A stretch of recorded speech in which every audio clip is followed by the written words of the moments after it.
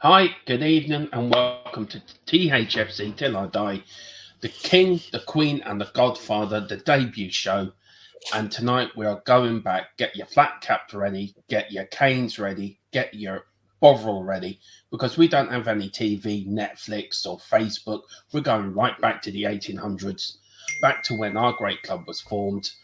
And look, Ellie's already there. Look, Ellie's Yes. travelled all the way back to Oh, 1882. But with me tonight on this journey, as we go through the history, this is going to be a three-part series, by the way, of Tottenham. We're doing it from 1882 to 1946. What happened through the wars, water toll, our first manager, John Cameron, everything we're going to cover. Kits the lot yeah. tonight. The So world joining me famous Tottenham Hotspur. on this journey of historical brilliance of our great club is Philip Brady, the Godfather. Of course, always We're here. not worthy. We're not worthy. A man that if you do him wrong will send you to Talk Sport Towers or Sky Sports, one or the other. And down below, the Queen of all the Spurs army, Queen who Ellie hasn't been Højbjerg. well, who's still in love with Højbjerg, by the way. Yeah.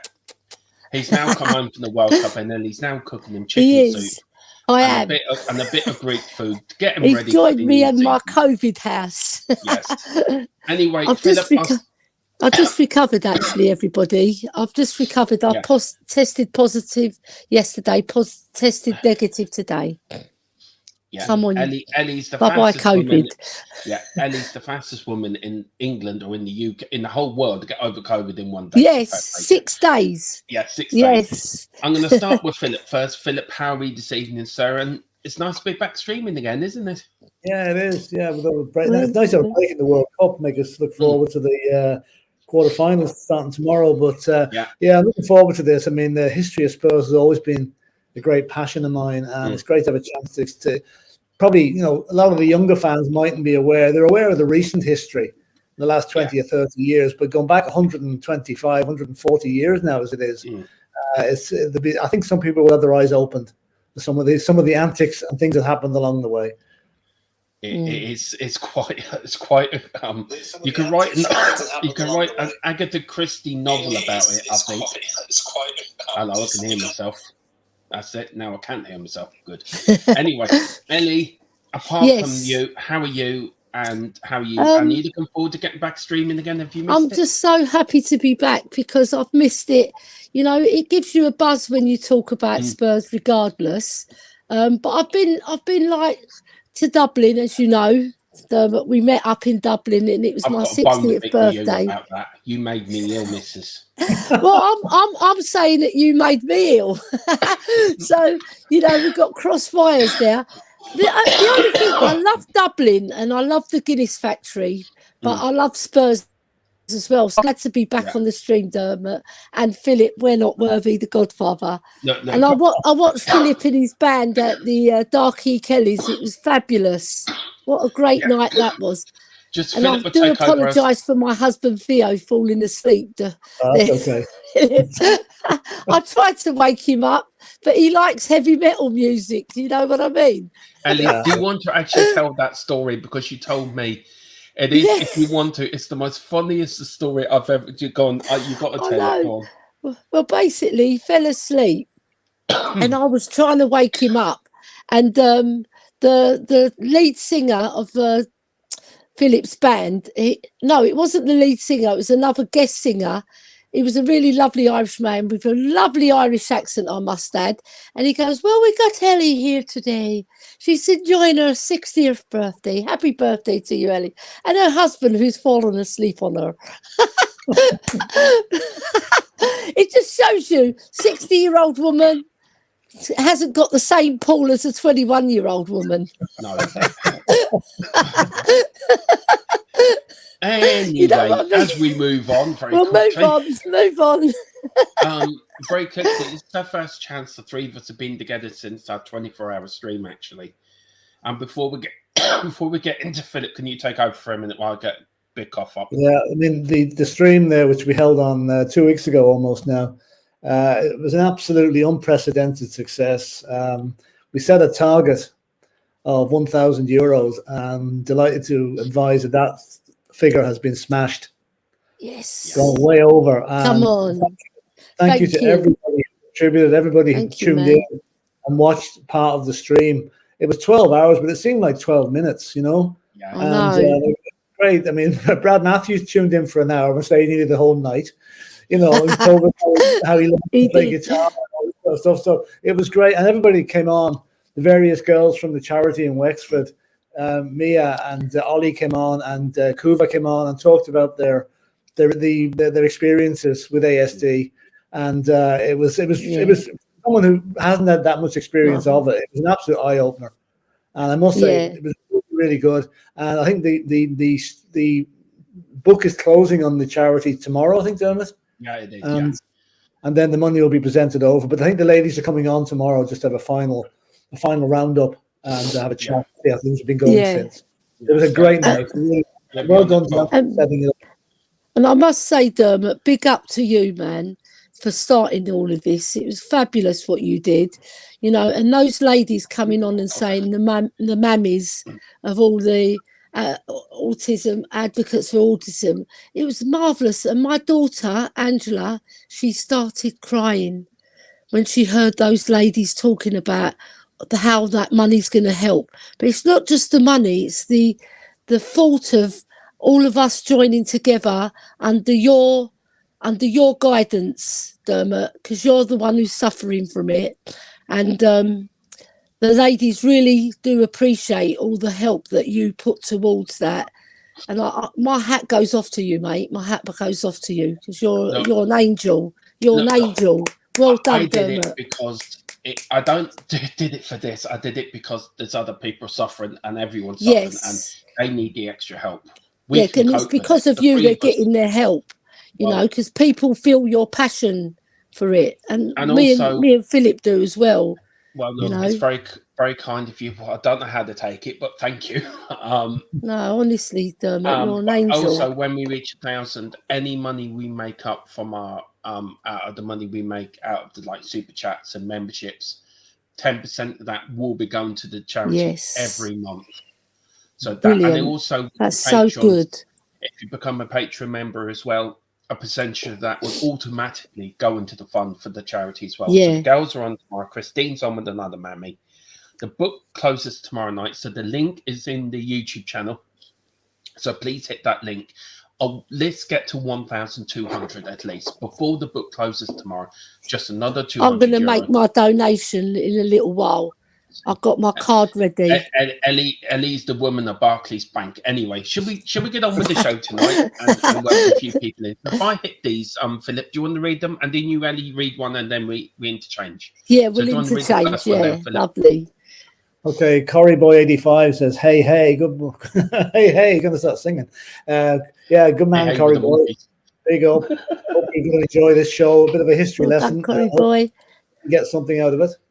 I'll have to take my glasses off because I'm long-sighted. I'm short-sighted. Sorry. Actually, so this man deserves a special mention because he put the most in actually to the charity. To be fair, well done, Nick Coupland. Evening, Dermot, Philip, and Queen Ellie. Thank you, Nick. You're a star.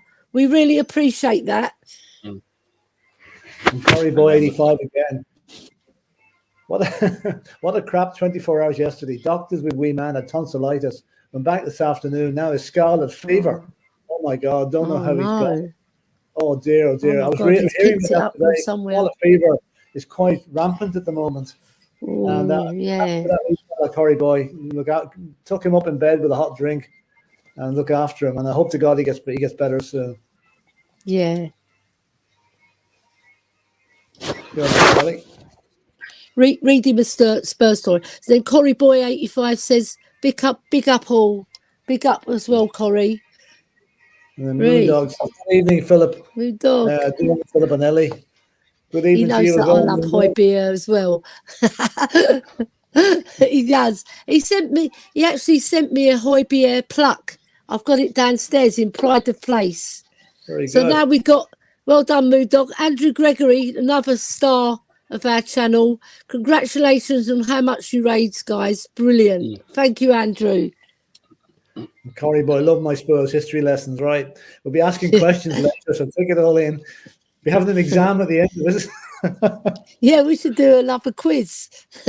Lisa Odell, yes, from Mexico, the Mexican Queen. Big up all you've missed. Oh, it's gone. Big up all of all. I've missed you, Ellie. How are you feeling? Saw that you were sick, but wasn't able to comment. That's fine, Lisa. I'll always have you in my heart as well, because you're a lovely lady. You're always chatting to me on Twitter and then anywhere we can chat. So big up, Lisa. And I'm better. 6 days I've got rid of COVID. It must be a world record, I reckon. And Lisa says also, Corey Boy 85, I hope your little one gets better quickly, but we all second that. Hopefully he does. Yes. Definitely. And then he puts here, I've got the worst flu on top of it, hard to deal with it, and the toddler being ill. I Poppy being ill and a puppy. But at least the wee man's got the right medicine now. That's it. Yeah. Says thanks, Lisa. True. Right, shall we get on with this? Yes. Yeah. Right. Let's get We'll cracking. bring this up. Crack-a-lacking. Right.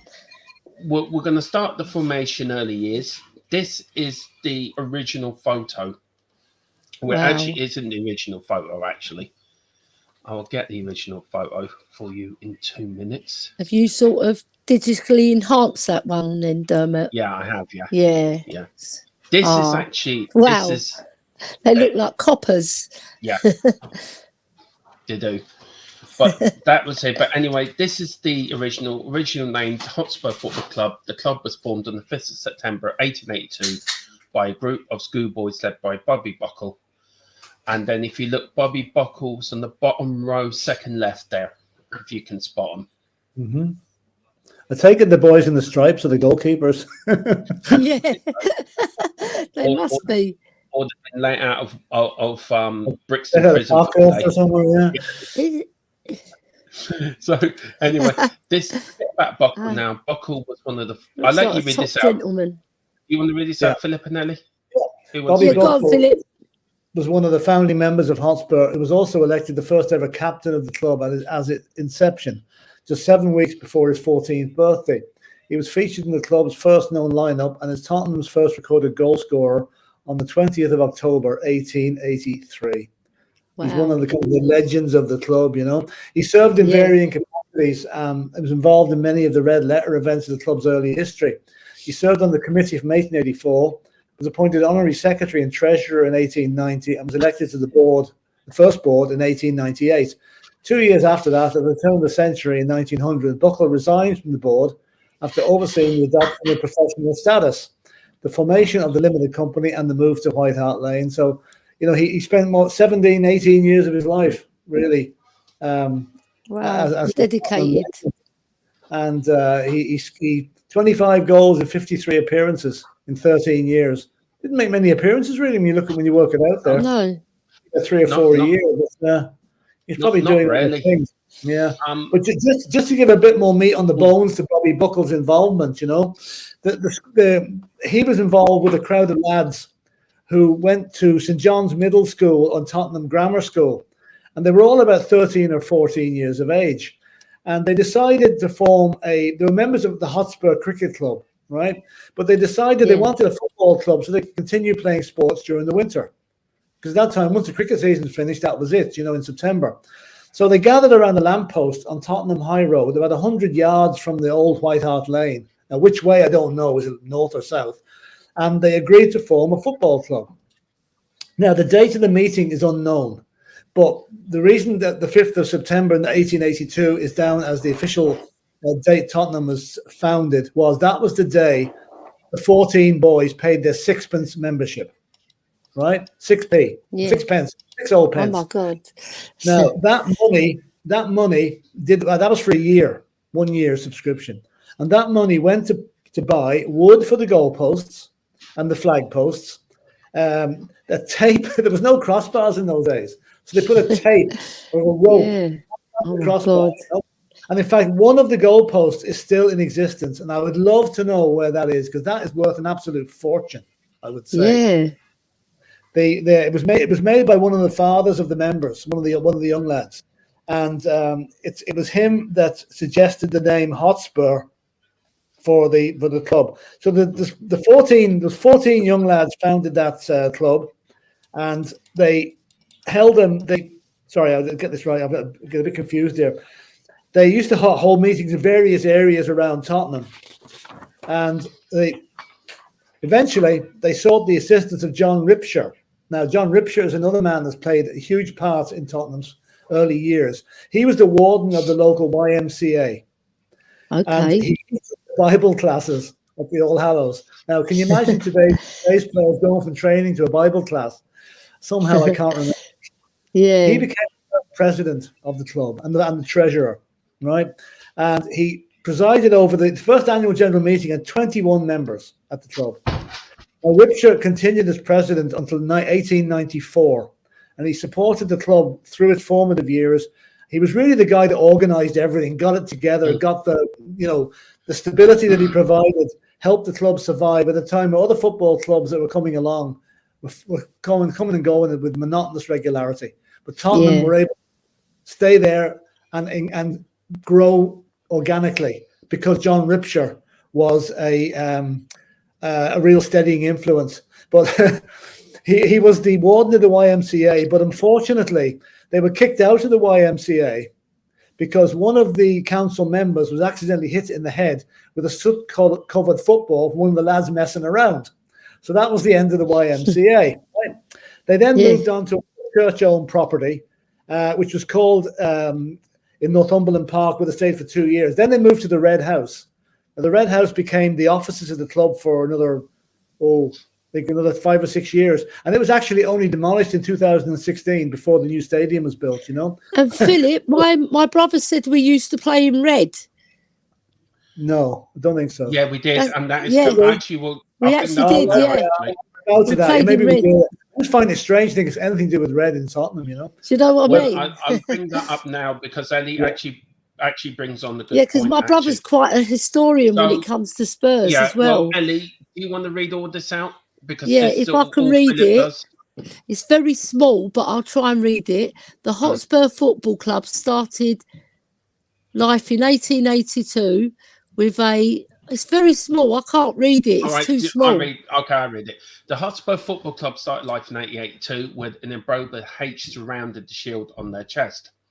The next season, the initials HFC in pale blue, which give away to the Maltese cross on Blackburn. Hang on, I'll tell you what I'll do. I'll just bring up the kits. So there were the original kits. That's the red one. I'll just take that banner out of the way up the top left corner so everyone can see the date. So up to 2024, these were, and we did play in red for a little bit of the season. We played in Blackburn colours as well, by the looks of that. Yes. But these were the original kits we played in back in the 1800s. Yeah. We were called Hotspur FC until 1889, I think. It was Harry Hotspur, wasn't it, that we got the name Hotspur? Yeah, it was Harry Hotspur. Because he was a landowner, wasn't he? The Shakespearean character Harry Hotspur, yeah. It was Harry Hotspur was the rebel hero of Henry IV Part 1. Right. Yeah. So he wasn't an actual landowner, because I think there was a landowner with a similar name and they adopted the name Hotspur. Right. Yeah. Well, it says here in April 1884, owing to letters to another London club named Hotspur being misdirected to North London, the club was renamed Tottenham Hotspur. Yes. So it was Hotspur up to 1894 or 1884, and then it became Tottenham Hotspur. So these were all the original kits up to 1924. I won't go any further than that. Because then that would spoil the rest of the show we've got. And I was bringing these up at the end. I wasn't hoping to bring them up now. That's all right. Just going back to the John Ripshire scenario, when they moved into the new premises in 1885 or 1889, around there, they were kicked out of it because some of the boys were playing cards in church. Wow. That sounds more like today's team now. Yeah. Yeah, it does. They'll be playing FIFA instead. So, anyway, this was Tottenham Hotspur. The first recorded match took place on the 30th of September, 1882, against the local team named the Radicals. That sounds like an 80s pop band. That's what that sounds like. Yeah, the Radicals. Yeah. It sounds like an Irish pop band. Probably was.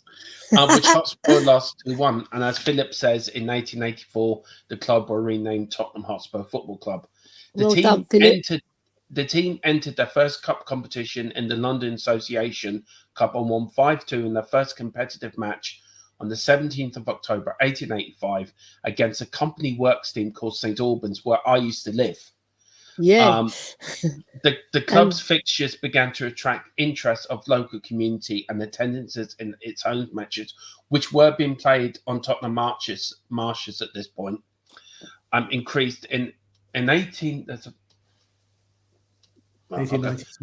In 1892, they played their first time in the league in the short-lived in the Southern Alliance. The club then turned professional, which we will. Well, Philip's now got more on this. How we turned professional. It's the most absolutely ridiculous story ever, but it just sums up Tottenham Hotspur Football Club. The club turned professional on the 20th of December 1895, and in the summer of 1896 was admitted to Division 1 of the Southern League, the third tier at the time. On the 2nd of March 1898, the club also became a limited company, the Tottenham Hotspur Football and Athletic Company. Soon after, Frank Battle, who is Tottenham Hotspur's first ever manager. Well done, Frank. 1898 to 1899. Now, this was his record. He even had a better record than Christian Gross. Let's put it that way. And there wasn't a travel card in sight, this man. 43 played, managed 27 wins, 5 draws, 11 defeats, 107 goals scored, and 61 against. Not a bad record. And then, of course, when he left, a certain Mr. John Cameron took over. Yeah. So before we go on with John Cameron and the legacy that he left, Frank Battle became the first ever Spurs manager of Spurs. He signed John Cameron, who took over as our first ever player manager when Brettle left a year later. Philip, you've got a bit about how did Tottenham become a professional club. Ellie, you're going to love this. This is so it only happened to Tottenham, right? In October 1893, Tottenham unwittingly became involved in the controversy. At the time, it was quite a big scandal because it was known as the Payne Boot Affair, or the Payne Boots Affair. There was a reserve team player from Fulham, a fellow called Ernie Payne, right? He agreed to play for Spurs in a match. I don't know how they obviously it was a lot more loose in those days when who could move from one club to another, you know. But anyway, Ernie Payne landed at the ground one day to play in a match, but he hadn't got any kit with him, because apparently it had been stolen from the Fulham ground, right? So he landed over with no shirt, no shirt. Oh my God! So I suppose Spurs couldn't. They gave him the shirt and the shorts. That was fair enough, but they couldn't find any boots to fit him, right? So they gave him 10 shillings off to the nearest, the equivalent of Lifestyle Sports or JD Sports or whatever there was in those days, right? To buy the boots. Anyway, Fulham got wind of this and they complained to the London Football Association. Fulham. Right? And also accused them of professionalism, breaching amateur rules. Because by giving Ernie Payne those 10 shillings, they technically were paying, right? So what happened was the London Football Association found Spurs guilty of, as a payment for the boots was judged, an unfair inducement to attract the player to the club. They were suspended for a fortnight. They had to forfeit the second round game against Clapham Rovers in the FA Amateur Cup and were therefore eliminated from the competition because now they were professional, right? And despite the punishment, the controversy had an unexpected positive effect because press coverage raised the national profile of what had then been a local amateur club. We became famous overnight due to a 10-bob pair of boots. And it gained them sympathy for what many thought was an unfair treatment. But mind you, that wasn't the end of the unfair treatment, as Ellie will come to in the 1919 scenario. Yes. Can I just add as well, with Ellie as well? Yes. The only time I'm going to say this on this channel, but I have to say fair play to Chelsea. They did stick by us when it comes to Arsenal moving into North London. Them and Clapham United. Ellie will explain later, but fair play to Chelsea. It's the one and only time I will actually say fair play Chelsea, but that's it. But sorry. Yeah. So And that ends it. Ellie's done a lot of work on this, so fair play to her. Yeah. Well, just finish this bit off anyway. There's a bit more to bring in Bobby Buckle into it again. It actually increased the profile of the club no end because it became a national story. And the publicity also brought local businessman John Oliver, and he became chairman in 1894 after Ripshire retired. And he provided funding for the club, all on the basis of what happened with the Fulham guy, you know. And because of that, an increasing number of teams wanted to play against Spurs. And to compete against the better teams, the club committee, led by John Oliver, agreed that the club should then officially turn professional. Bobby Buckle made the proposal at a meeting on the 16th of December, 1895. Spurs made a failed attempt to join the Football League at that stage, but they were admitted to Division 1 of the Southern League in 1896. And they participated in other leagues around that time, the United League, the Western League, but they didn't always field the first team. It was kind of a half-hearted effort. The team was almost entirely rebuilt in the latter age of the 1890s, and that was the time then that Mr. Cameron decided to come along on board in 1898. So and we'll take in it the up. middle of that as well, guys, we move into our home. We move into White Hart Lane. Yes. And the reason why we had to move, this is just typical Tottenham again. I mean, these stories is just sums our club up, right? We were playing against Woolwich Arsenal at Tottenham Marshes, right? Now, there's always been stories the game was abandoned because of bad light. We had to move because 2 fans stood on top of a burger van around them times. And they had burgers in the fridge. It was probably a pie and mash stand or something, you know?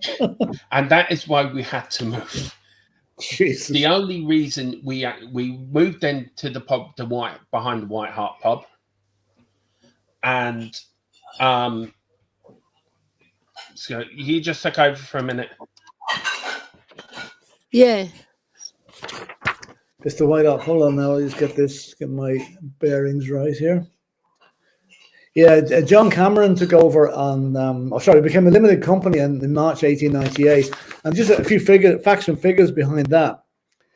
They became a limited company for 2 reasons. One was to raise funds and also to limit the personal liability of its members, which means the members couldn't be held liable for any debts that arose due to, overspending or whatever. So the limited company took the strain on that one. The board of directors was formed with John Oliver as the chairman, and he retired. He retired after the company reported, what do you hear what this is? The loss, £501. Nowadays it'd be 50 million, but those days £501 at the end of 1899 season. And the next guy took over, Charles Roberts took over then, and he actually remained as chairman quite incredibly until 1943. Wow. That was some. And then soon after the company became a limited company in 14th of March 1898, Frank Brettel became the first manager. Now, he signed several players from northern clubs. I won't give you the names because there'll probably be nothing anyway. But one of the players he signed was probably one of the most important signings Tottenham ever made. It was a guy called John Cameron, right? You can see that at the bottom of the screen there. John Cameron became player manager in February 1899 after Brettel moved on to take a better paid position at Portsmouth. Because the old story, he asked Spurs for a pay rise, they wouldn't give it to him, so he left. So then in his first year as manager, Cameron pretty much revolutionized the club. He signed 7 new players, and they formed the 1901 FA Cup winning team, which we'll move on to shortly. But that was just, the 1901 is still a record that will never, ever, ever, ever be beaten. It's when a non-league team won the FA Cup. It was still a non-league team. Sorry. And this is, you're right down there, Ellie. Yeah. No, I'm just sending out the link to a lot of other people that I didn't send it to. You look bored. No. I was concentrating on sending the link to a lot of my mates so they could join us. John Cameron here, the second Spurs manager. I'm definitely not bored. This one is a bit different now. Like the rest of the managers, I've done their combined. Wow. And I didn't realise how to do it after I've done this one, so that's my own fault. He managed this 400. He can combine everything, but that was his league record up the top, and this was his cup record down below. Yeah. And like this was his honour.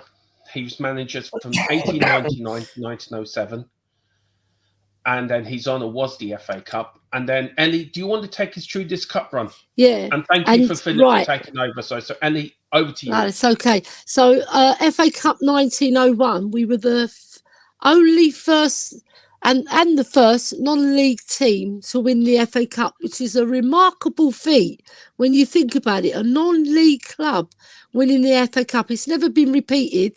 I don't think it's been repeated in any other country either.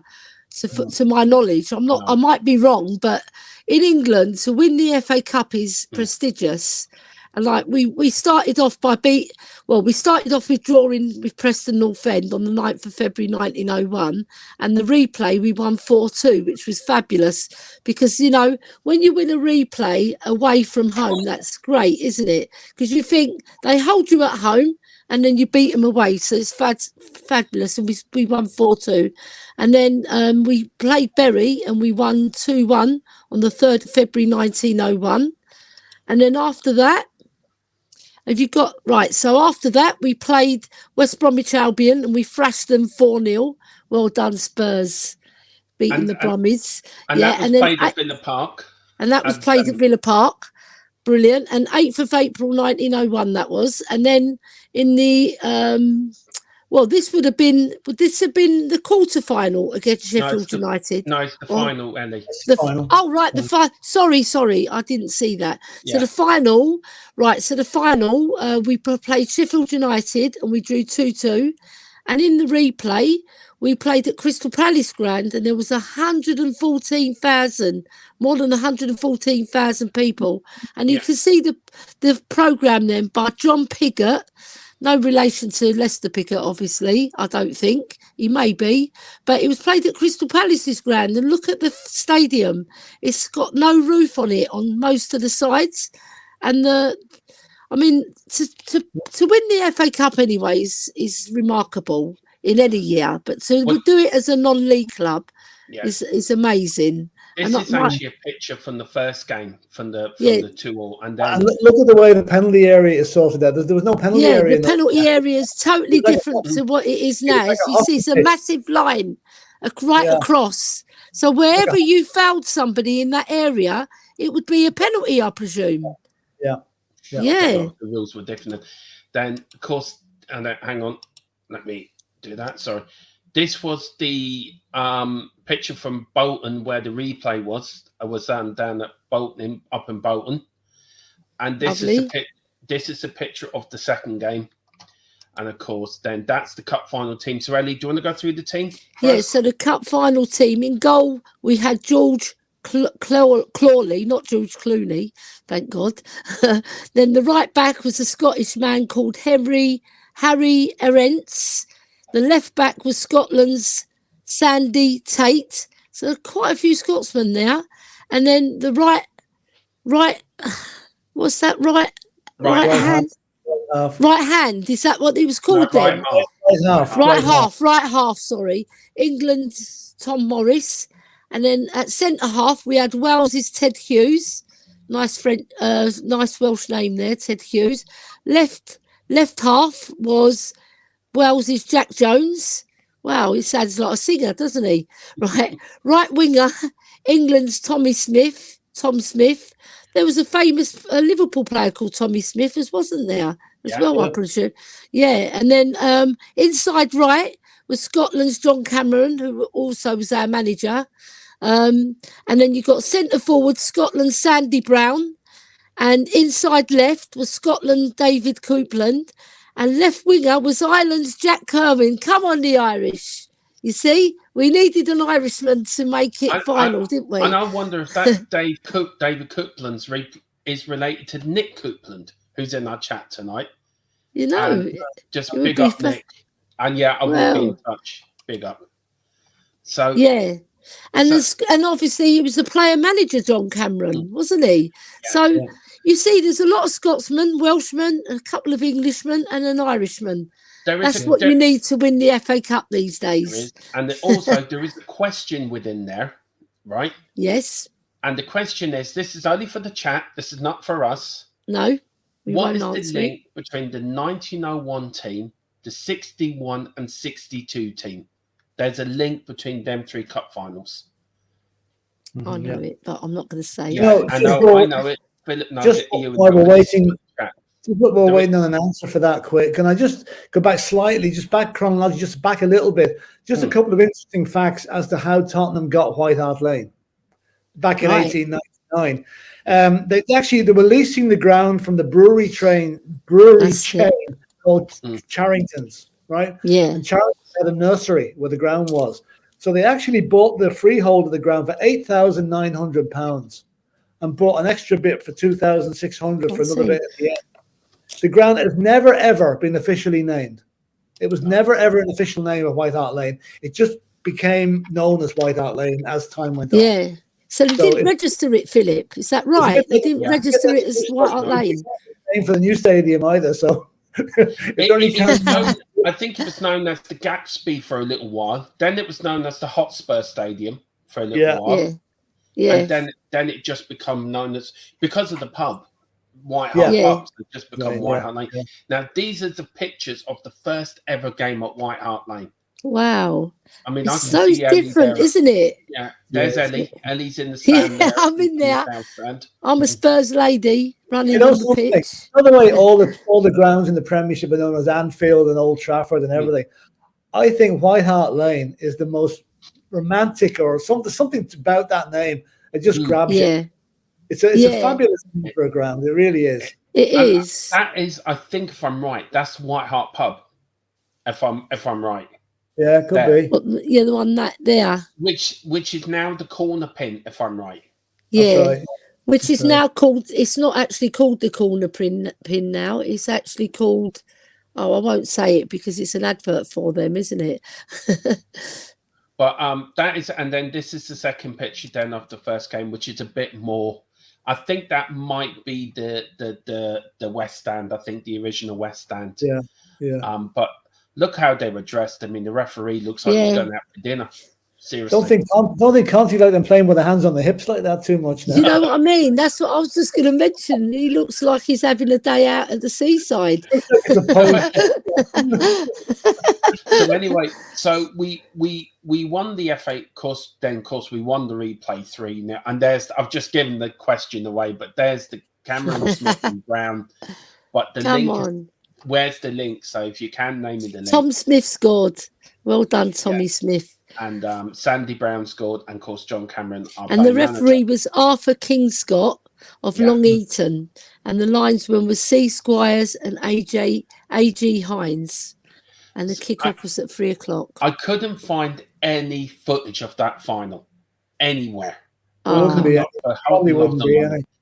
But we have made it up for you for the next cup final. Oh, so we're going now to our next manager. Cameron left. Then Philip and Ellie. But why did Cameron leave, Dermot? I think he left because they wouldn't give him too much money, or they wouldn't give him the money he wanted. Was it something along those lines? The official line was differences with the directors.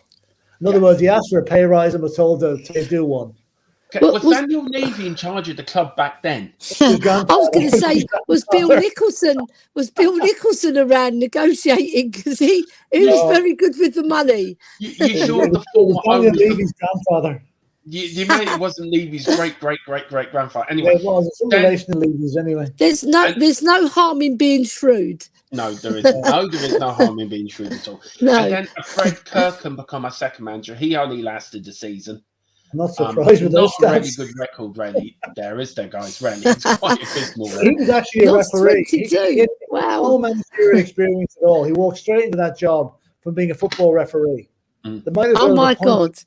You know, it was as bad as Christian Gross now. It nearly was. Yeah. Apparently, the players hated him. The players could not get on with him at all. No. And the fans didn't like him either. So it only lasted a year. Yeah. And then the directors took over. The directors thought, hang on, we can do a better job here. So the directors then took over from 1908 to 1913. They didn't do that good a job. Well, to be fair, Well, they lost 83. Mind you, they scored 410 goals. yeah, not bad for the concede- director. It's amazing. I wonder what the players scored. Do you think the directors headed a few in? But to be fair to them, they had an overall record of 53.46% win percentage, so they didn't do too bad. Then this man came in, Peter McWilliam. Just between those two, gentlemen, just to keep it chronologically sound, it was just after Kirkham resigned, or was sacked, or whatever he was, that Spurs applied to join the Football League again. We're still in the Southern League at that stage, right? So the initial application in 1908 was unsuccessful, but Stoke resigned from the league because of financial reasons the same year, and Tottenham won election in the second division for the 1908 to 1909 season to replace them. Now, with no manager, so as you say, the directors took over and played the first game in the league in September 1908 and beat them 3-0. Wow. And one of the goals, the first ever goal for Tottenham Hotspur in the Football League, was scored by another famous Spurs player called Vivian Woodward, who was actually one of the best players of the pre-war years. He won them. He got immediate promotion to the first division, first year in, and they got promoted, and finishing runners up in the Division 2.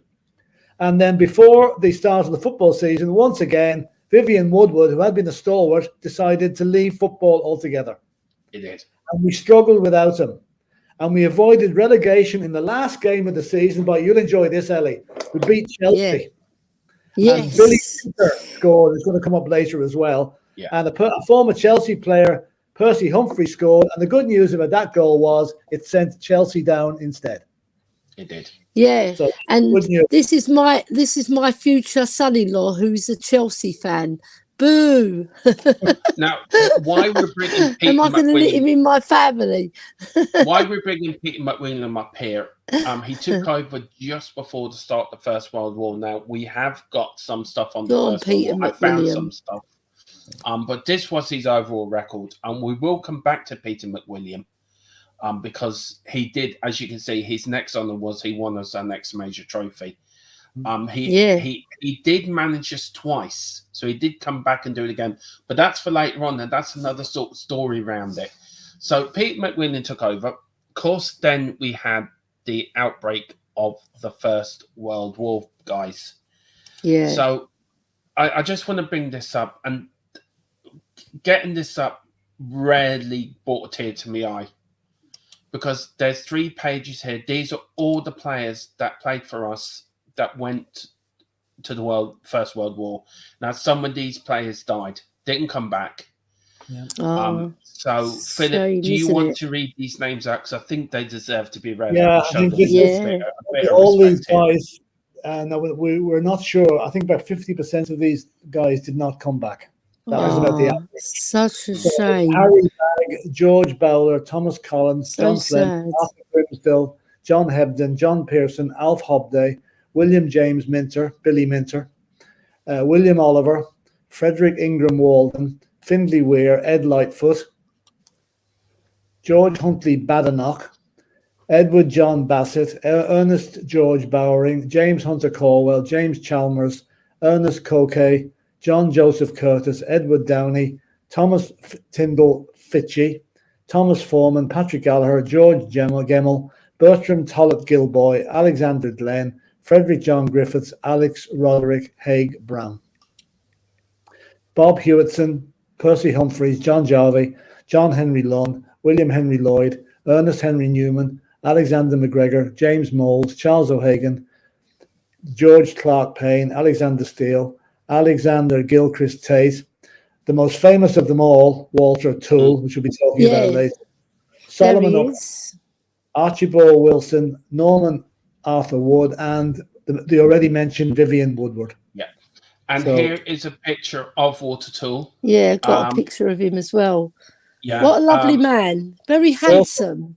Walter Toole was probably a forerunner of. He was only the third footballer of mixed heritage, being Caribbean, Afro-Caribbean, Afro-English Caribbean, if you know what I mean, to play in the Football League.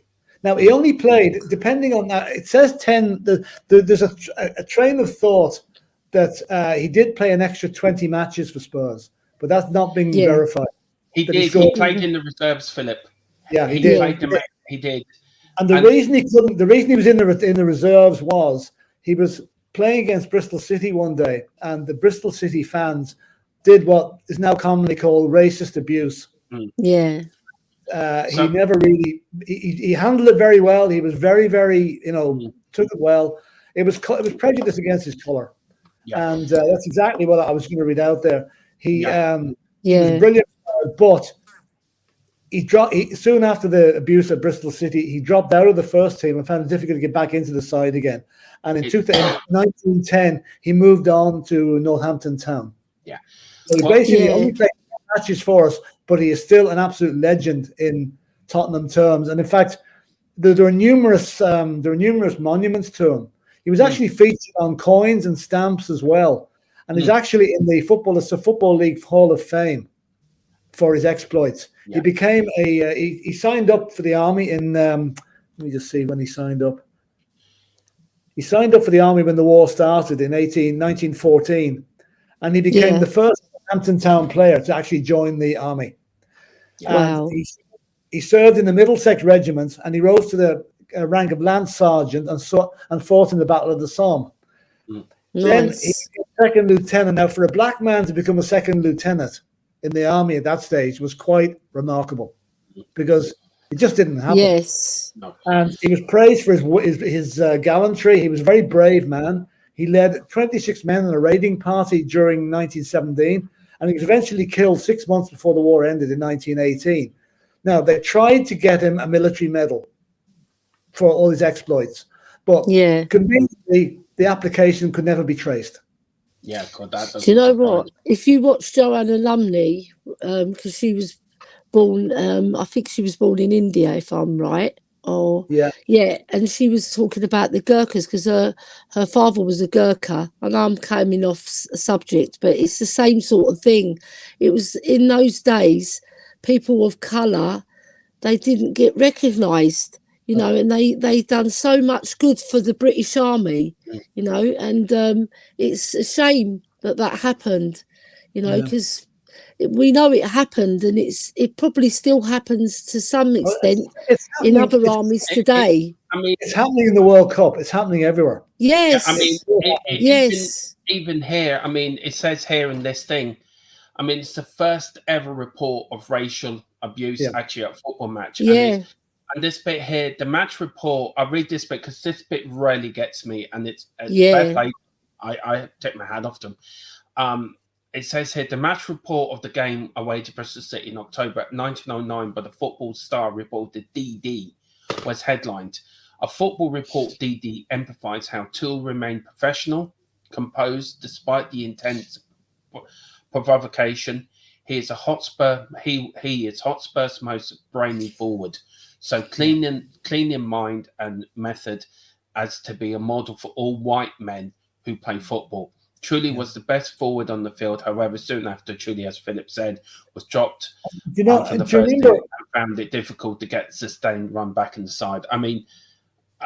Look, we talk about racism now, and it was happening back then.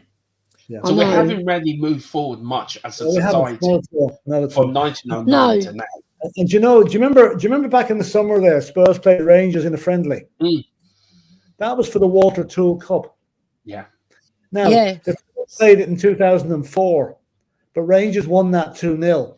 But this season, we won that with 2 goals from Harry Kane. So the Walter Toole Cup is still out there and the reason Rangers were playing was Walter Toole was on the books of Rangers when he was killed.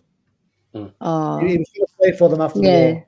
And he was 29 years of age when he died. And can I just say to these people here who gave their lives, who played for Spurs, and plenty others, I've got other stuff then for the Second World War, which I'll bring up on our next show on this. Yeah. And one final thing about Walter Toole there, just to say that his Tottenham exploits were recognised in 2000 and when was it? 2014, I think it was. Walter Toole lived at 77 Northumberland Park in North 17. Garth Crooks unveiled a plaque on the wall of that house and lovely. commemorate amazing Well done, Garth Crooks. It's been a long time coming. So Do you he know got the what, though? recognition probably he deserves eventually. It's such a shame because like now I've been made Spurs ladies ambassador.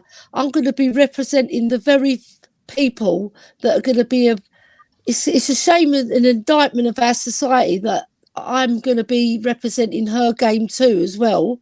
And her game too is recognising racism and sexism against women in particular at matches that they attend.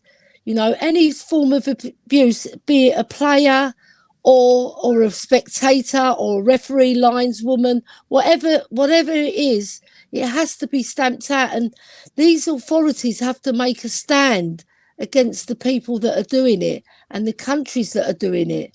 Like they give them a slap on the hand and they don't really do anything against it. So my campaign is to make sure that we're heard.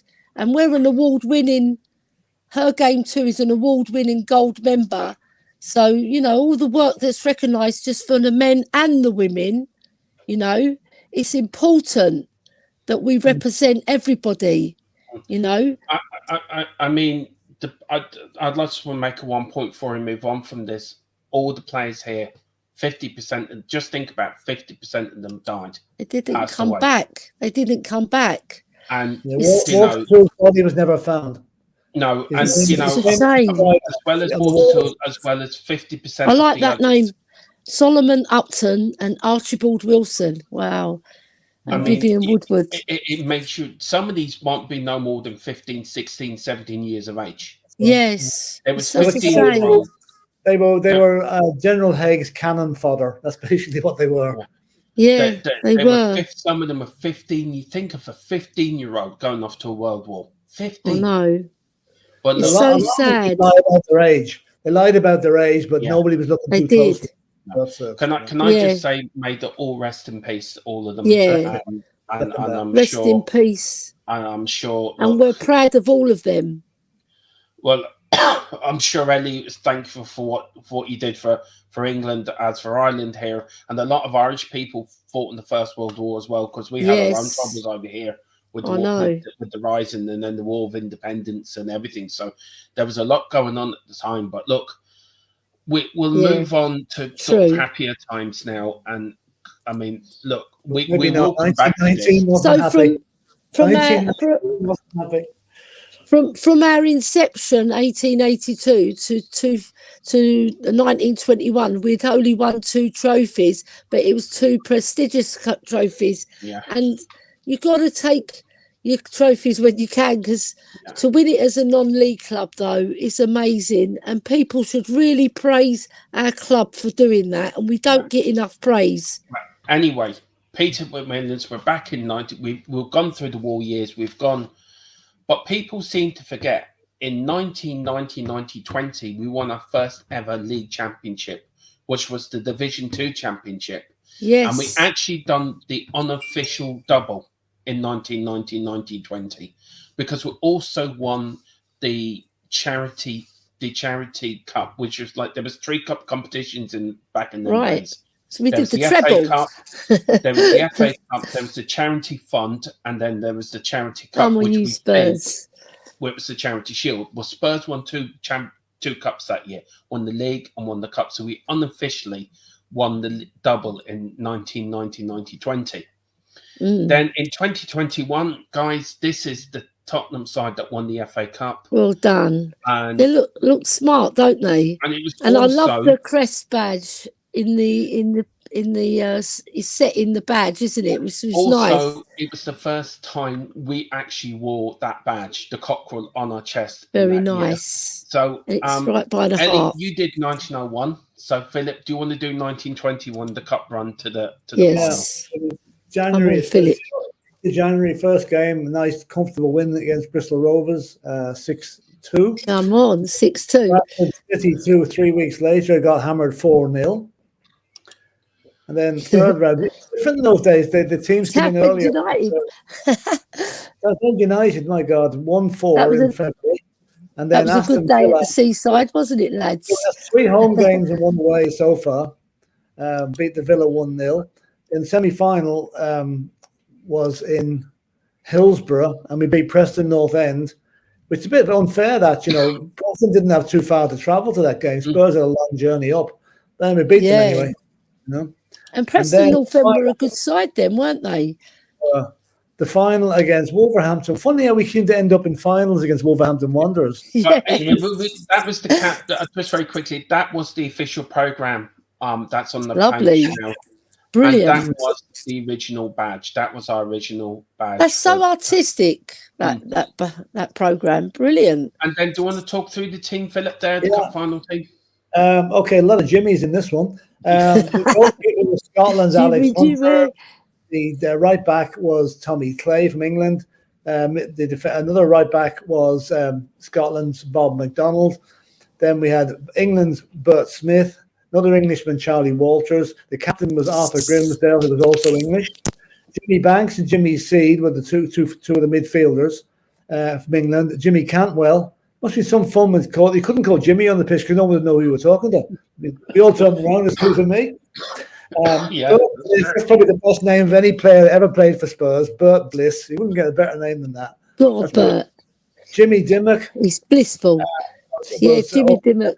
William was the manager. Forward. So, did we ever get an answer to what was the connection between the? No, I think people have gave up. I think and wandered off. I think. Will we give them the answer? I'm waiting to the end. I'll wait to the end of the show, and then of course, then Philip, the 23rd of April, 2020. 72,000. And that's my daughter's birthday. My daughter Joanna's birthday, and it's Shakespeare's birthday as well. 23rd of April. Oh wow! Yeah, just to let you know. And then, I always remember the Blackadder series that was on. They made a film about that Blackadder as a time traveler, and he came back in time to the 15th century, and he met William Shakespeare, and he belted him one. And he says that's for every school student for the next 400 years. Anyway, okay, the final was Jimmy Dimmock scored the winner after 53 minutes, and I think Dermot has got a real treat for us now. Sit back, get the popcorn out, because Dermot has got the match on film. Yeah, if we get taken down, we will do. So please check out. Let us know. It's over 100 years old, so there's no copyright on it. So anyway, well done, Philip. Well done. Hang on. So let me just press play. Do you know what I liked in the 1920s is the Pathé News. Yeah, this was. So this is great match taken, and I've got pictures as well. Wow. As well, I've found as well. So I like the shaky screen as well. Any other film shown without the consent of the anyway. The greatest cup final ever. Spurs beat Wolverhampton Wanderers by 1-0. All roads led to Stamford Bridge. Look how they used to dress. Everybody used to dress so dapper. It's like, they used to dress so dapper, I just man. want to say something here, guys. Was Dave Harris back in this time? You know what I mean? He's there. Yeah. With his flat cap. It's like an episode of Peaky Blinders. There's Ellie with a big foghorn. I don't need it. I've got my voice. I don't think there's any reserve seating. You didn't have a seat number, that's for sure. No. You know, that's amazing, that guy. Can I just say, here comes now the Majesty. Here comes Dave Harris and Jack Kinnicky into the ground. You know, they get special treatment coming in. So you're waving us flat caps to them. I got them the tickets. Yeah. So they've just come into the ground now, and here's Wolves. Yeah. They look a bit chilly, don't they? They don't want to run out. Oh, it's a bit cold. There's the referee with the shirt and tie on them. Because the FA Cup is traditionally played in May now, but now this. Look at Spurs coming out. I know. We look so jolly, didn't we? Look. Yeah. Oh, yeah. You could tell we were going to win. The body language. They're being presented to Dave Harris and Jack Kinnicky. They're doing look at the pitch. The pitch. Like a paddy field. Jack Kinnicky saying, I'm American. Yeah. No numbers on the shirts either. You notice that in those days. Yeah.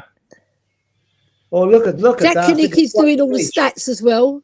He's on the sidelines collating all the stats.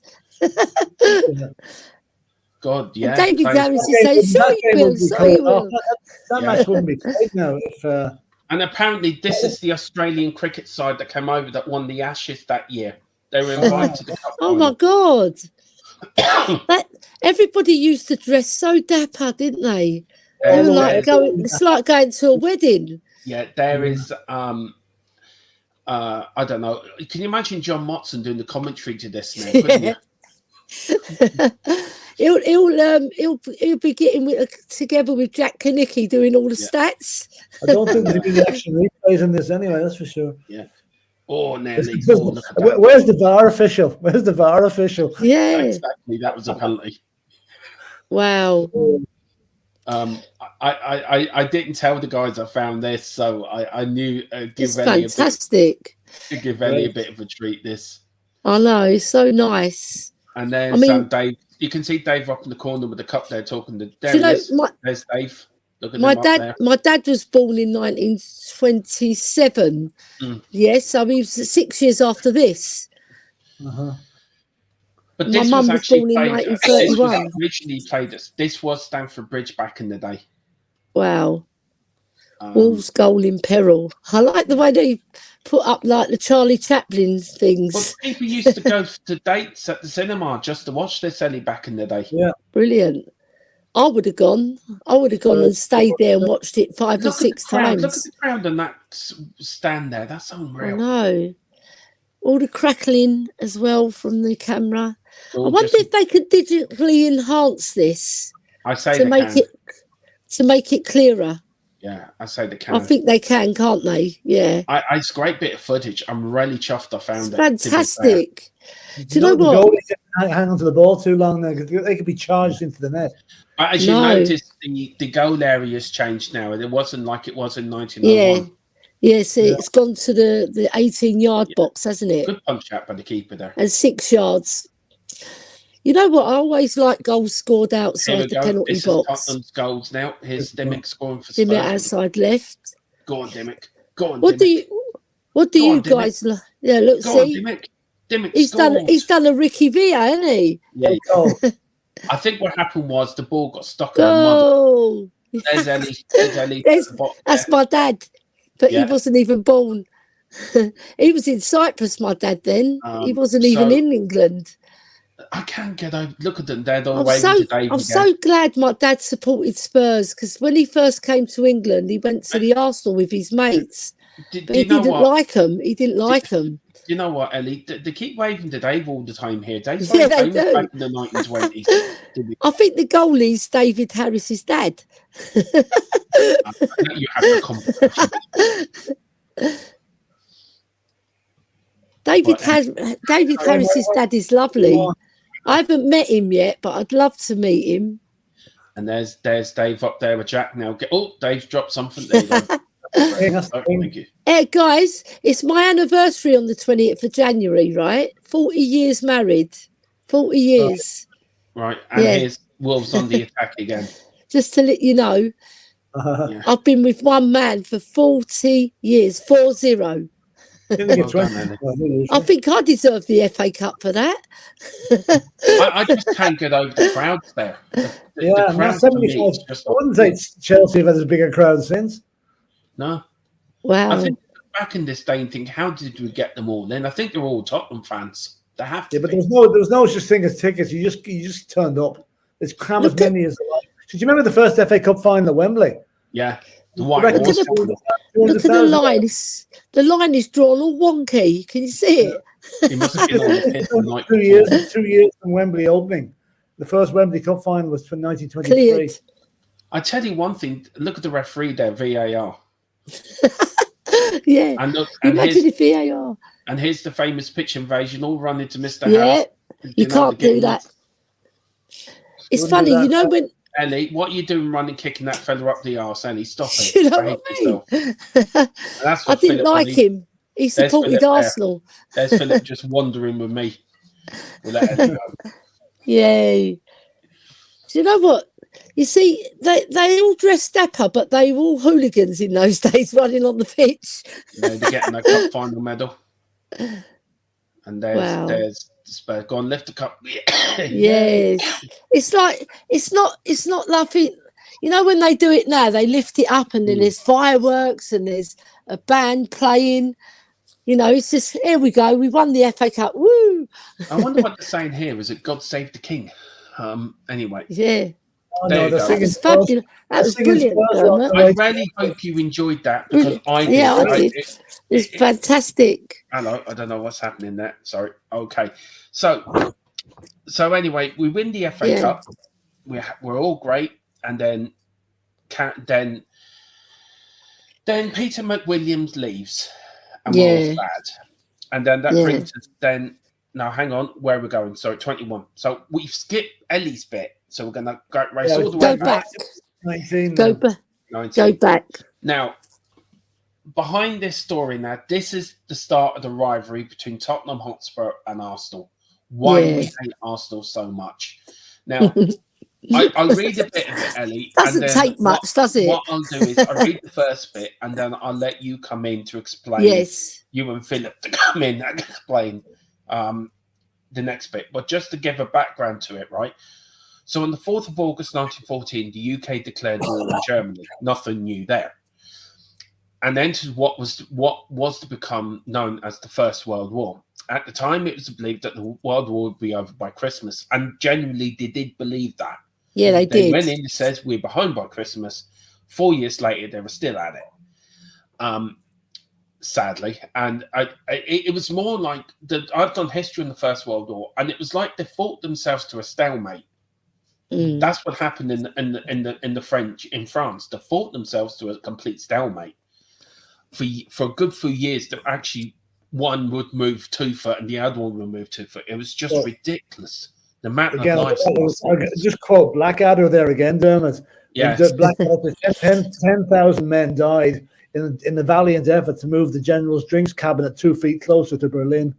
Yeah, exactly. Oh my God, it's such a shame, man. The English Football Association met on the 1st of September 1914 and agreed that the football should continue within England for the 1914-15 season. As the war continued to unabated, footballers were criticised for staying at home and playing rather than join up and serve their country on the battlefields. Can you imagine that happening now? Can you imagine them asking Eric Dyer or Dele Alli? You got to join the army.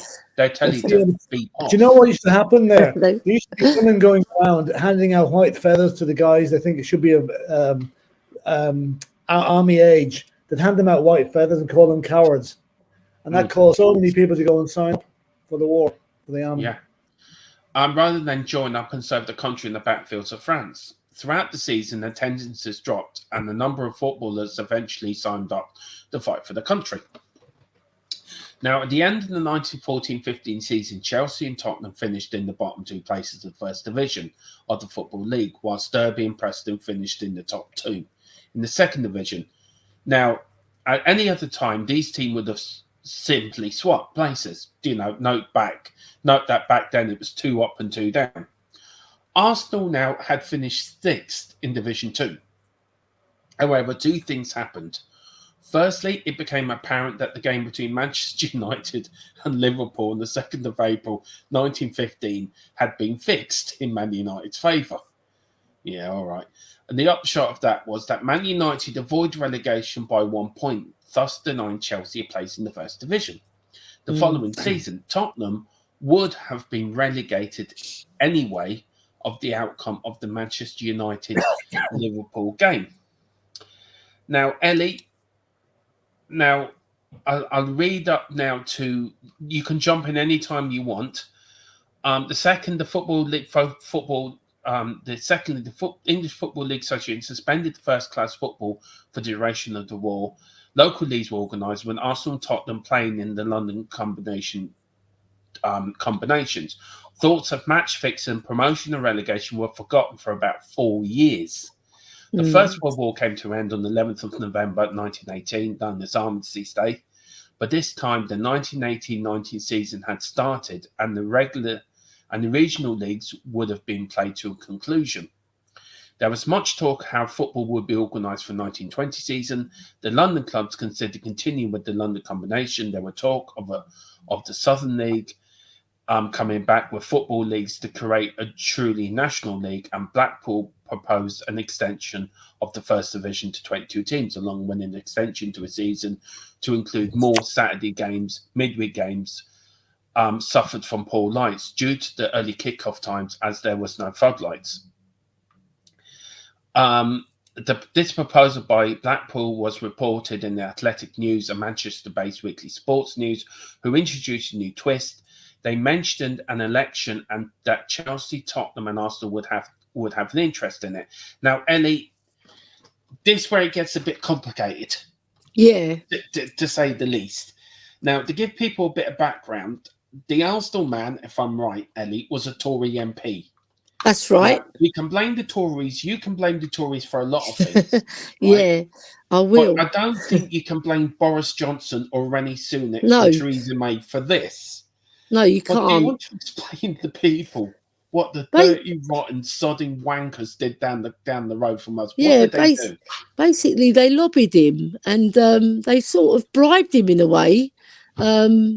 By sort of saying, look, we're the better club, we've got the most money, we got this, we got that, they haven't, so promote us instead of them. And they got promoted, and it was like a tragedy because they didn't deserve to be promoted, and like we got left in the lurch, so we got relegated, and it's not fair because, I mean, why did they get promoted? It's because they basically bribed their way to do it. You know, they fixed it, really. They made sure that they were put in the hat. You know, first of all, their name was put in the hat when they didn't deserve to be put in the hat, and then they made sure that they were the ones who got selected by doing dirty, underhand bribery, really. So, I mean, that's where the rivalry started. Because even before that, there was a little bit of a rivalry, but, you know, it sort of escalated. The stories fell out to all the fans as well. And I was reading about one particular fan who'd written a memoir about it. And it's still I think it's still in Spurs Hall, not Hall of Fame, in the museum. Right. So, yeah, I think it's just bad that they did that because they got to get all the riches and they went from strength to strength, and we had to build our club again and now try and win it on merit rather than bribery. Yeah, you know? Well, as you can see there, this was the leagues now at the end before the First World War, just for people now. You can see we finished bottom. Well, we were useless this season. We really were. Yeah, I mean, we were useless, but what was we didn't Peter deserve McWilliams that. thinking? I mean, they should have sacked him, but he did win the FA Cup a few years later, so they should have sacked him. He's useless. And as you can see, the Arsenal, as they were called then. Now, Ellie, there was a bit. This now carried on. That this is not the first time they've sort of bribed their way into stuff, is it? Because they did when they were playing in Woolwich. Yeah, it was then that the Tory MP back then moved them into North London. I know. Chelsea, Clapham Orient, or who I think become Leyton Orient, and Tottenham objected to this, but again, there was no more bribery done. Yeah. Now, so they went from South Londoners to North Londoners in one quick swoop, with another underhand reason, really, and we didn't want them there. Really, we wanted to be North London's dream team, you know, and they came and took our perch.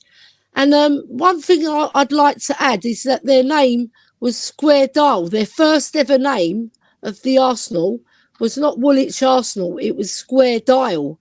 That's what they were called. It did. And as you can see, we did appeal. We lost We did appeal, and we lost the appeal, surprisingly. And Philip, you've got another bit of news that you found, and Ellie, you're going to fall off your seat at this. So if you don't fall off your seat, I'll be very surprised. I'm on the edge of my bed. Yeah, so I might do. Which bit is that? About the manager, Arsenal's favourite manager. Oh yes, yeah. Remember in the 30s when Arsenal really were a force. Yes. In football, their manager was Herbert Chapman. Mm. He was probably the most famous manager they had up to Arsene Wenger. I'm sure it'll horrify Arsenal fans to know that around 1907, Herbert Chapman played 42 games for Tottenham Hotspur. There you go. Before he moved on to Huddersfield. It was an inside track, wasn't it? He learned all he knew at Tottenham Hotspur. Never mind what he learned at all. So that's the Herbert Chapman. He did the Sol Campbell. Quite amazing I saw that because I thought Herbert Chapman now had no connection with Tottenham whatsoever, but he has. So I just want to finish off this little bit here. I mean, the match fixing guys was bad enough. Then he had Arsenal then bribing their way into the league. Yeah. At the expense of us. And terrible club. Over the years, it's happened again. It's always us. Anyway, this proposal by Blackburn was reported, and they also set the stall out by supporting Arsenal, claimed to a place in the top league. Why? Some may say that the editor, Jimmy Catton, was a friend of Norris, who was the Tory MP. However, Catton was a friend to the most of the top people in the football and other sports. The Athletic News, under its stewardship, was renowned for its influence, and everybody wanted to be Catton's friend. So the Athletic News and Norris and other influenced people were the reason Tottenham Hotspur did not get back into the first division, and Arsenal were promoted because it was bribery. Yeah. But look, we are going to do a full show in that. We're going to do a proper full show, and the three of us are going to give it a proper debate. Yeah. And we also will get an Arsenal fan onto that as well and get their side of the story and how they feel about what happened back then. So, but you know, the upshot of that was the following season, the season that we had to stay in Division 2, we actually won the Division 2 championship with a record number of points. We lost 4 games all season and we scored 102 goals. So that was Peter McWilliams' reaction to Arsenal, was to get the team back up into the first division. Well done, Peter McWilliams. And do you know what? That wasn't the only time we scored over 100 goals. No. We did it in 1960-61 season when we did the double. We will be coming on to that, Ellie, in later show. I thought I'd jump the gun. I'll give us a mention. We've got Mick Harmlock as well. Big up, hello, Mick. Saying good evening, Ellie and Philip. Big up, Mick. Hope you're right. And big up, Johnson's Patrick. Big up. My Irish brother as well. Right. So, 27, Peter McWilliams leaves. And then Billy Minter. Billy Minter sounds like a boxer. Billy Minter was actually in I think if I'm right, the 1920. Where he's an ex-Spurs player. Yeah, and when he was the first Spurs player to score 100 goals for the club. Yeah, wow. Well done, Billy. Sorry, so I read you a bit out. Billy Minter. Minter took over as manager of Tottenham on the 28th of February 27, when Peter Williams left to manage Middlesbrough. Sorry, can I just get in there? Why did he leave? He wanted a pay rise. There's a bit of a trend there, isn't it? There is. I swear to God, Levy's grandparents or great-grandparents were in charge of our club then. But anyway. However, in the 27-28 season, Minter's first season as Spurs were relegated to the second division. Although the season started well with Spurs, a series of bad results saw the club dropping down the table. That Spurs were relegated that season with an unfortunate, as the club had 38 points, a record number of points for a relegated club at the time. Right. When it was only 2 points gained for a win, and the clubs in the first division were tightly packed with only 6 points separating fourth place and Derby and relegated Spurs. Fuck. That's a tight group. Yeah. From 6 in the league down to us, there was only 6 points. Wow. Fuck. 6 points separating foot. One crucial reason, however, may be Minter's decision to sell Jimmy C to Sheffield Wednesday, whose place in the team was taken by a young guy. I love this name. I absolutely love this. I said it to Philip yesterday. I think it's the greatest name ever. Taffy O'Callaghan, so he is. He was Welsh, believe it or not. He was Welshman. I love his name. Wednesday was struggling at the bottom of the first division, but Seed not only helped Wednesday escape relegation, beating Tottenham twice in the process. Furthermore, he had led them to the league championship in the next 2 years. So it's like us selling Harry Kane. Sol Campbell. Sol Campbell, yeah. It's also like us selling, or Willie Young. Yeah, but it's like us selling Harry Kane to Manchester City. Yeah. We haven't got another recognised goal scorer like Harry Kane. Guys, just about that name Taffy, my brother Pascalis, we actually called him Taffy because of Taffy O'Callaghan. Yeah. Yeah, we did. We nicknamed him because obviously we wanted to pick up the Spurs name. Minter and that because he done a good Welsh accent. Yeah. Minter failed to lift the club out of the second division, finishing 10th in the 28-29 season. During the 29-30 season, where Tottenham were finished 12th, on the 20th of November 1929, he resigned due to failing health, brought on by the stress. That's a shame. He was succeeded by Percy Smith, who we're going to talk about in a minute. Despite this, he still remained dedicated to the club and took up a position in the clubs and the administrative offices, a post he held until his death on the 21st of May, 1940. Then this is Percy Smith's record. Guys, do you want to talk about Percy Smith's record there? Yeah. Percy Smith, he took over from Minter, and he was appointed manager at the start of the 1930 season. And he brought in probably one of the most famous Spurs managers of all time as a player in those days, Arthur Rowe. He brought him in. Way. And a player called George Hunt. George Hunt scored a load of goals. Now, just before Minter resigned, there's a guy called Ted Harper. He's interesting to say that he scored 36 league goals in 1930 to 31. And that record stood until 1963, when guess who broke it? A certain Mr. Greaves. Yeah. Anyway, there's a guy called George Hunt now over the goal-scoring exploits for Spurs, and Spurs were nicknamed the Greyhounds in the 1932-33 season because they raced up the second division. They were bottom of the league at one stage, and they raced up the second division and came second and got promoted to Stoke City. And they only managed to stay in Division 1 for 2 seasons, but a lot of injuries to Arthur Rowe didn't help. Left the team weakened, and they got relegated in 34-35, and Smith resigned. So he had a very mixed bag, really. You know, he got them promoted, he got them relegated, and they played some great football in that. But the reason he resigned is very interesting. He resigned because he claimed that the club's directors were interfering with the team selection. Ah, right. That rings true, doesn't it? Yeah. And like Clive Allen, he was the one who broke Jimmy Greaves' record as well, 49 goals in one season. Yeah. And Harry Kane, he came from my husband's team, Queen's Park Rangers, and he actually played for QPR in the first game, but then he got injured. So when we beat them in 1982. Part 3, that one that's coming up in part 3. Yeah. So that's Philip just read it all there, but I had it all written down for you anyway. And because I throw. Then after that we got Jacques Treesden, came in from Tresedern. He retired from playing in 1926 after breaking his leg. He continued as a manager of Northampton until 1930. When he became manager of Crystal Palace. In 1935, he left Palace to manage Tottenham Hotspur, but had little success at White Hart Lane, resigning to take over at Plymouth. Now, that's all I can find of him, Philip. I'll tell you another interesting fact here. He did what Spurs did later on. This will remind you of the Pat Jennings scenario.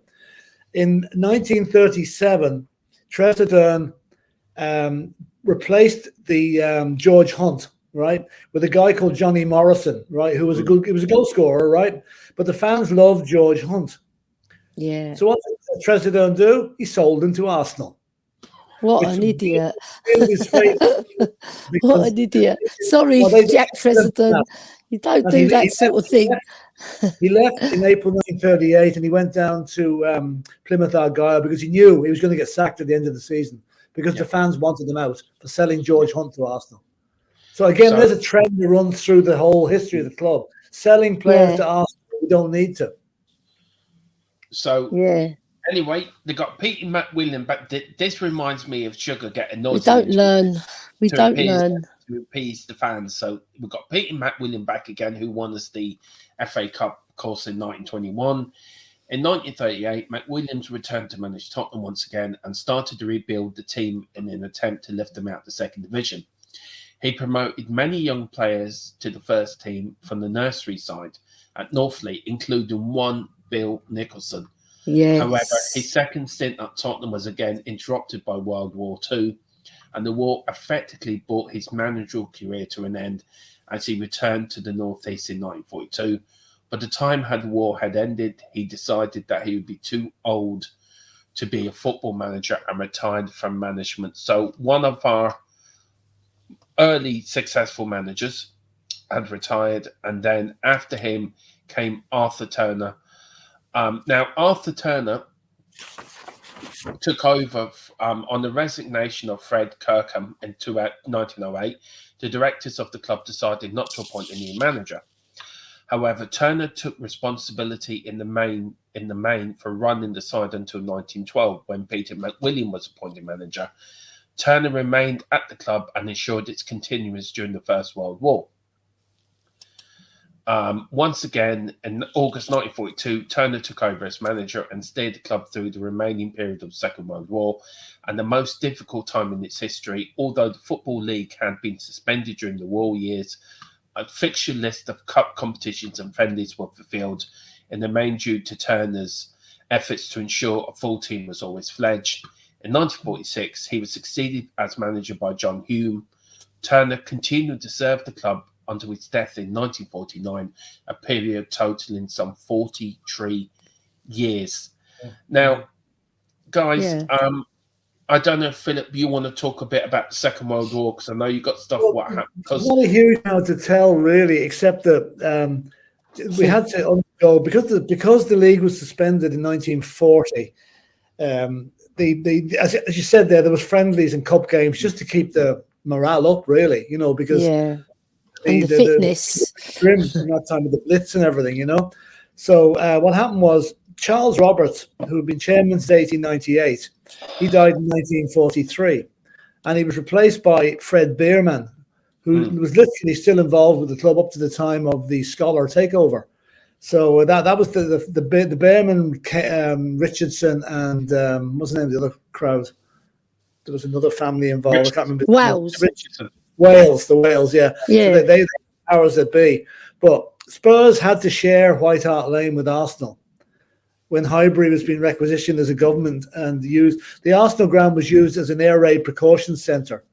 They used to keep the air raid sirens and stuff there, which means we had to share the pitch with Arsenal for the friendly games that there were.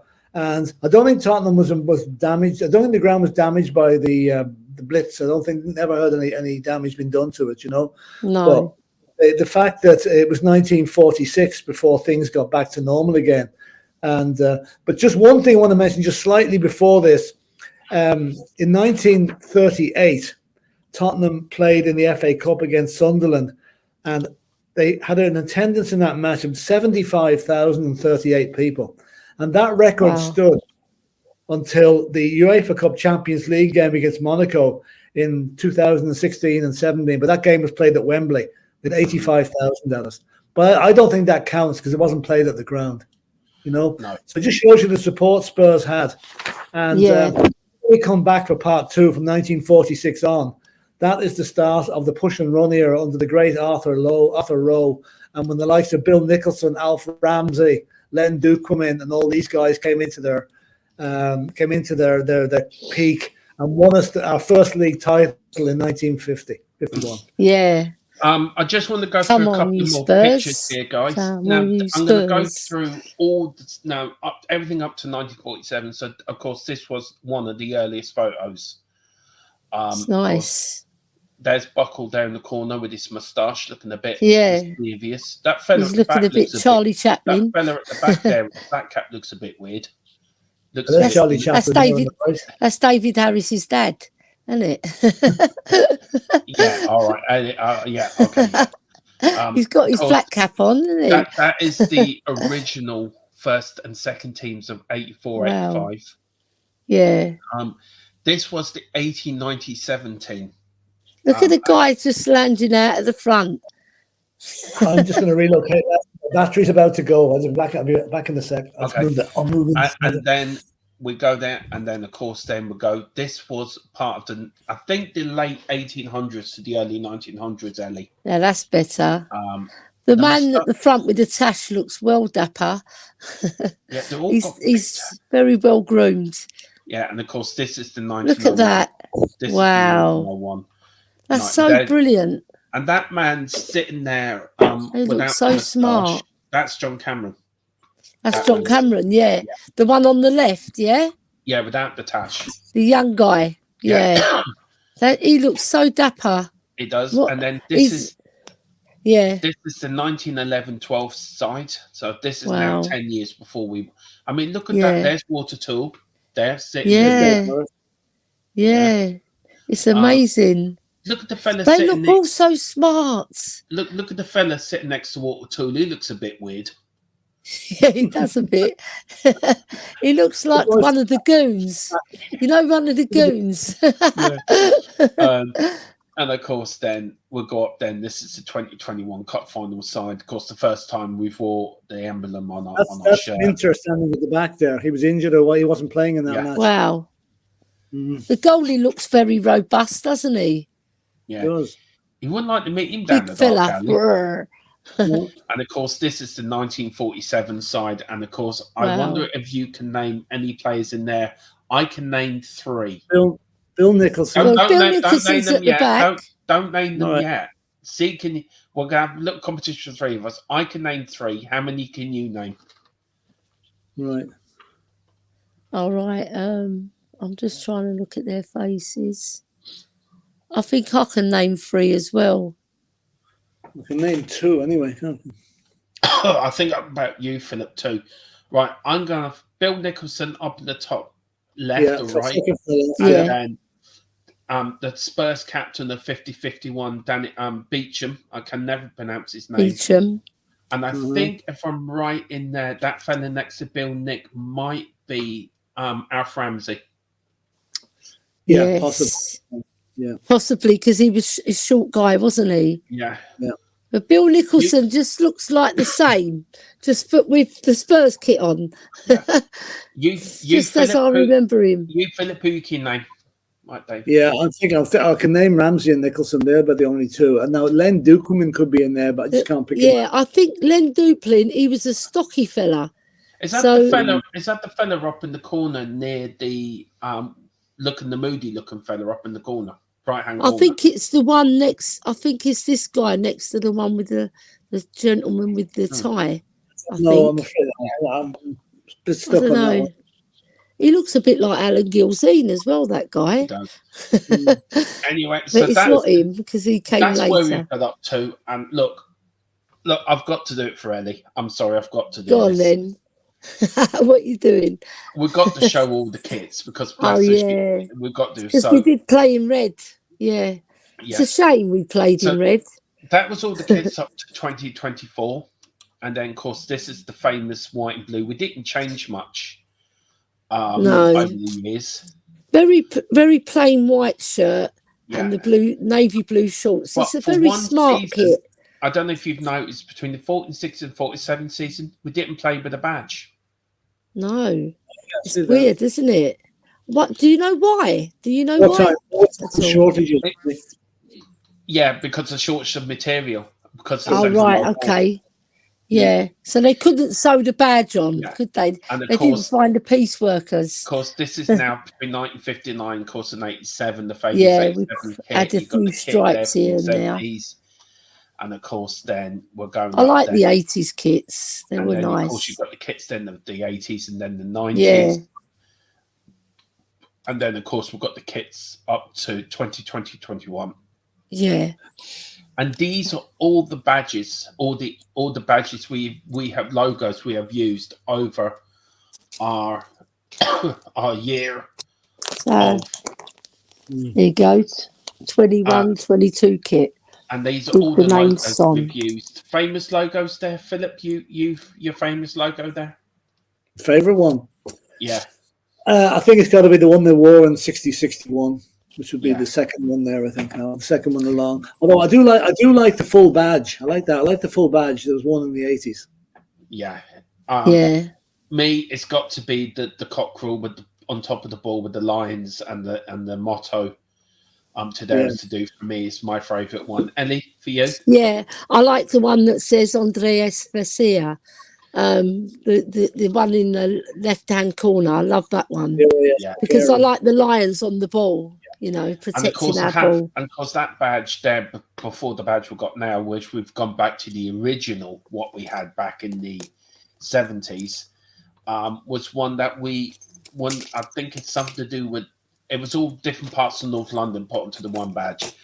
But look, that's the end of the show tonight. I want to thank Philip and Ellie. Golden cockerel. I've got an array. I've got an array of stuff here. I've got the golden cockerel. The answer to the quiz, Philip, is right. Do you want to give the answer because you know it as well as I? I hope it's the right answer. There was in the 1901 team. There was a Brown. There was a Smith. Right? Am I missing one? Brown and Smith. There was Brown and Smith in 1901. Brown and Smith in 1961, 62. Yeah. And then there was a link between 61, 62 to 91 because of Les Allen and Paul Allen. Yeah, Les Allen was their the uncle of Paul and Clyde Allen's father. Yeah. And Ellie below is giving, while we're giving you the answer, Ellie's going through the years of Tottenham badges. Yeah, I've got an array of ones. I've got loads more, and I love this one because this is like a pendant, you see, and it spins round, and it's got Hotspur with H for Hotspur. It's really nice. It's all on my keyring. Look, thank you so much for watching tonight. We hope you've enjoyed it. Part 2 will be back next week because this was the first show of the King, the Queen, and the Godfather. Yes. I should have done was done like this because it would have been King, the Queen, and the Godfather. That's what I should have done. So I do apologise.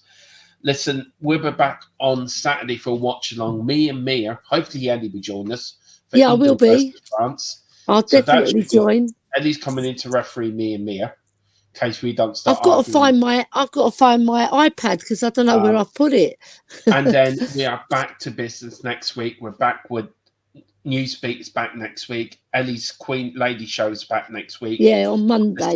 The second part of the King, the Queen, and the Godfather is back next Thursday at 9 o'clock when we do the second part between 1946 to 1974, where we go through the Arthur Rowe, the Bill Nick years, and then also we will be doing a review of the World Cup as well. And me and Philip, and I don't know if anyone wants to join in this when she can as well, we will be doing a sort of show on how will the next World Cup work. So we will be doing, there's loads of shows coming up. We're going to be flat out with them before to Christmas. We're going to do a few shows over Christmas as well. And then we will be bouncing into the new year. So guys, anything else you want to say before we go? No, just we'll go back to the fact that you're winding up the charity appeal tomorrow night. Is if anybody hasn't contributed, it'd be a great time to do it now. I'll be contributing. Like I said, I've got my bank card ready. It closes in 24 hours' time, midnight. This time, midnight tomorrow night, it will be closing, and then we will be filming when I give the check over, and then that will be going up on the channel. And then 2 girls are coming on tomorrow morning. We've got Christine and another mammy. If not, me and Philip will be on in the morning going over the World Cup quarterfinals, which start tomorrow. And we're looking over the weekend, getting our thoughts, getting our World Cup predictions in. So we're on tomorrow at 12. Is that okay for you, Philip? Perfect, yeah, fine. And so we're on tomorrow. So thank you so much for joining us in. Congratulations, Ellie, becoming an ambassador for Spurs Ladies. Yeah, I'm looking forward to taking up the post. We will be getting more stuff in. We will be getting interviews, hopefully. And David Clark says, Alf Ramsey didn't join Spurs until 1949. Well, we weren't sure, David, so that's why I said we thought. So don't throw your toes out the pram, all right? Just also, I must add, tomorrow I'll be posting that I want to nominate you as well as a club ambassador. So I'll be doing that tomorrow. And also I've got a lot of things to do before I become the ambassador because I've got to go to lots of meetings and be versed up on what my role really does, you know, involve, because it's a new role for me, but I'm excited to do it, you know, to protect everybody in football, really. If you get abused as a man or a woman, it's always dreadful to be abused, regardless, in any walk of life, yet about known being at a sports match, you know, And either also, playing or watching. Was I right, you were saying, Ellie, about there's a streaming awards or something coming up, you said to me There's a earlier what? on. Streaming awards. Yeah, streaming awards. Yeah, I'm going to nominate Dermot for a streaming award, because if you're going to please nominate this channel in the streaming awards. I don't know I if we're will up for do. any. I will do, because please, you know everyone. what? The amount of research Dermot does and PHILLIP does is amazing, and they give you a fantastic insight. Not just what you can read in the normal Spurs books or the normal history. They'll do their background knowledge and they'll put their edge on it, which is fantastic, and it makes it more interesting for the person listening, because you're going to get a fantastic insight into what Spurs were all about and why we're such a famous, glorious club. Right, David Clark, I'm giving you a mission. Before our next show, name that team. Spurs 11. Name that team. Do you know what? It's in my book. It's actually in my book over there. Yeah, well, don't tell him, David. You're a clever man. You've been supporting Spurs for a long Just long bear time. with me. Don't go away. Name that team. So anyway, so there's your mission, sir. So get in there. Look, Virgo. We're actually going to do some old England watch-alongs as well, and I found the match, Philip.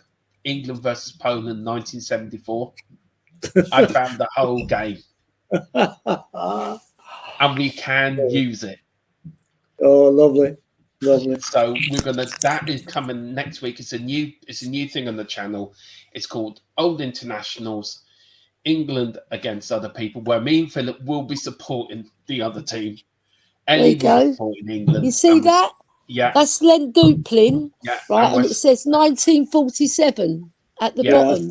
This is what my brother gave me before my brother Paul passed away very sadly. But this is an heirloom of the Loiseau family, because we're all from Tottenham. Yeah. Right, we were all born and bred in Tottenham. So this book is very special to me. Yeah. And I'll cherish it to the day I die, and I'm going to pass it on to my family member. Yeah. It's a fantastic book.